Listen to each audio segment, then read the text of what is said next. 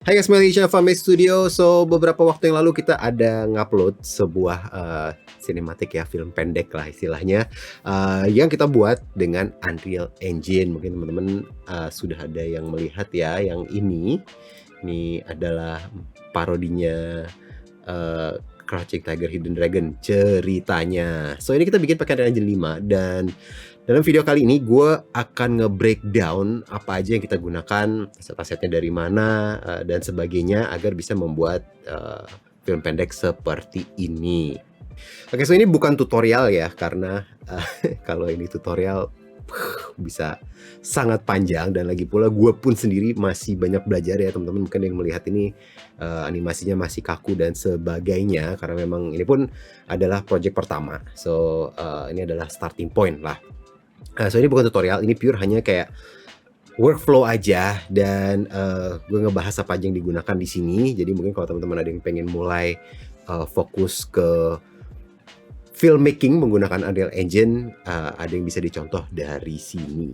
So langsung aja kita mulai. Oke, so gue akan mulai dari environment-nya dulu ya. Ini environment yang kita gunakan, ini semuanya gratis, tersedia oleh Unreal Engine di marketplace mereka dan namanya Electric Dreams Environment Sample Project.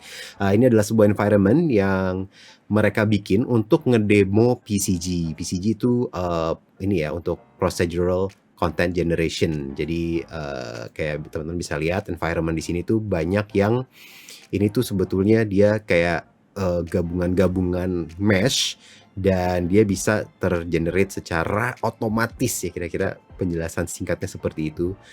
Realitanya pastinya jauh lebih kompleks dari itu. Tapi intinya karena gue tidak ngebahas PCG di sini, gue hanya ingin menginfo bahwa semua aset environment-nya kita dapetin dari project ini ya, jadi tidak ada yang gue bikin dari nol. Jadi kalau teman-teman mau iseng-iseng silahkan langsung di download, gue akan naruh link di description. Tapi just FYI ya, ini projectnya gede banget, kayaknya hampir 100 GB. Oke, next untuk karakternya ya, kita menggunakan MetaHuman yang juga tersedia oleh Epic ya. Teman-teman bisa membuat karakter-karakter yang sangat-sangat realistis dengan MetaHuman kreatornya, dan ini pastinya sangat-sangat gratis, tidak berbayar. So untuk kedua karakter kita menggunakan si MetaHuman kreator ini. Nah, next untuk armor ya, badan, sebetulnya badannya sih kita bikin ulang ya, yang menyesuaikan dengan si MetaHuman rig-nya. Tapi untuk desain armornya dan untuk animasi-animasi pergerakannya si karakter cowoknya itu kita dapat dari si Paragon Kwang ini ya. Ini adalah salah satu karakter Paragon, yaitu game yang develop Epic tapi diberhentikan karena mereka fokus ke Fortnite sih, isunya seperti itu. So ini teman-teman bisa download gratis juga, akan mendapatkan karakternya dan juga animasi-animasi si karakter tersebut. Dan untuk karakter yang cewek kita dapetin sama dari Paragon juga. Ini adalah Paragon Countess ya. Ini adalah karakter cewek sama dari game Paragon juga. Sama, dia gratis juga, teman-teman bisa mendownload dan mendapatkan karakternya bersama animasi-animasinya. Again, ini kostumnya kita ambil dan kita tempel ke karakter MetaHuman ya. Oke, dan untuk nge-capture pergerakan mukanya ya, itu gue menggunakan sebuah aplikasi yang di-develop oleh Unreal Engine namanya Lifelink Face. Dan ini juga gratis ya, dan gue menggunakan iPhone 13 dan itu iPhone 13 yang biasa ya, bukan yang Pro. Untuk bisa menggunakan si MetaHuman animatornya ini, teman-teman membutuhkan di sini workflow requires iPhone 12 ke atas. Just FYI saja. Gue akan tunjukkan nanti seperti apa hasil capture-annya. Oke, dan selanjutnya kita akan masuk ke project Unreal-nya. Ini dia ya, project Electric Dreams yang sudah gue modif. Ini sebenarnya gue agak ada nambah aset-aset dikit sih ya. Ini dari Paragon aset juga, ini juga gratis ya, teman-teman bisa download. So ini adalah karakter kita. Ini si yang cowok, si Kwang. Ini adalah MetaHuman yang sudah dimodif, dikasih armor dari Paragon ya, dari karakter Paragon. Dan awalnya kita sempat ngetes ya, itu kayak kita pakai badannya si karakter aslinya, terus kita tempel kepalanya dan sebagainya. Cuman hasilnya kurang oke, dan pada akhirnya kita ngebuat ulang si armornya untuk digunakan di skeleton metahuman-nya. So ini ada karakternya yang tergeletak di berbagai posisi di mapnya ya. Dan kalau gue ngebuka sequence-nya, jadi semua adegannya itu ada di sini ya, bisa lihat ini banyak sekali. Dan contohnya ini ada yang intro, bisa gue buka dan bisa gue play ya. Ini ada yang intro seperti ini, terus gue bisa coba yang misalnya dia masuk, ini ada yang si countess-nya muncul juga. Gue play dan track in ke si countess-nya, dan countess-nya tidak ada. Kemana dia? Ya kadang-kadang gini ya, karena gue udah mindahin, gue tahu kenapa tidak ada, karena sudah gue pindahin ke tempat lain, karena adegan ini sudah selesai gue take. Jadi kadang-kadang gue menggunakan aset yang sama ya.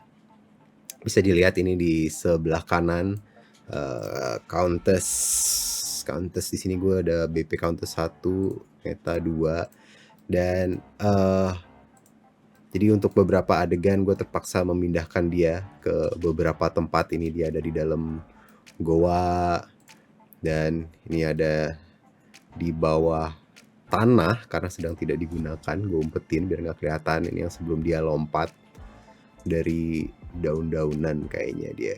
Sengaja diumpetin ke bawah supaya tidak mengganggu shotnya ya. Ini dia ngumpet di belakang sini. So gue pengen nunjukin ke teman-teman untuk timelinenya ya. Kira-kira timelinenya bentuknya seperti ini ya. Ini ada si karakternya kita masukin ke sequence-nya. Ini ada body animation-nya, dan ini ada face animation-nya, track-nya, dan ini ada kayak posisi kameranya, dan ini buat ngatur posisi kameranya, focal length-nya, aperture-nya, dan sebagainya di sini. Dan ini ada karakter si yang cowoknya. So gue pengen nunjukin ke teman-teman untuk yang cara untuk nge-capture si face animation ini ya.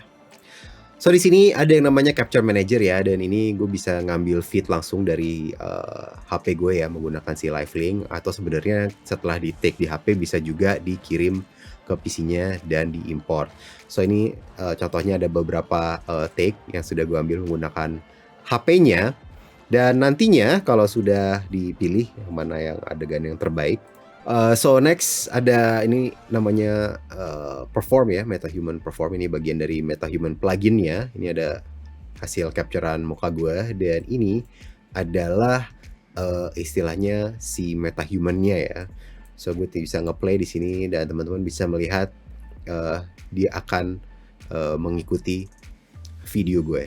Dan ini sebetulnya bisa ditweak ya. Ini karena dia mengambil, bisa lihat nih matanya agak ke kanan dikit ya. Jadi ini sebenarnya kalau mau gue rapihin bisa, karena ini semuanya adalah poin ini ya.